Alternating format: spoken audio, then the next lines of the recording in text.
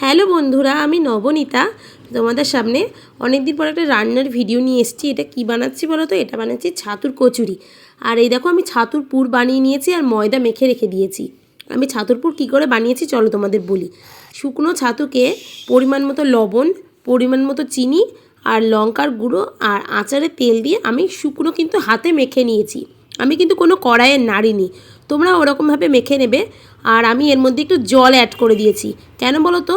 আমি যদি জল না দিয়ে নরম নরম যদি না করি না, তাহলে কিন্তু আমরা যখন পুরটা লোয়ের মধ্যে ভরে বেলবো, তখন কিন্তু এটা ফেটে যাবে। আর ফেটে গেলে কিন্তু তেলে সব ছেড়ে যাবে, ছাকা তেলে তো ভাজবো।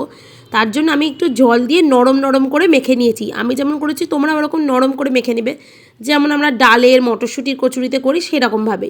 তাহলে কোনো দিন বেলতে গেলে ফাটবে না, আর ফাটলে তো হবে না। এরকমভাবে করে নেবে।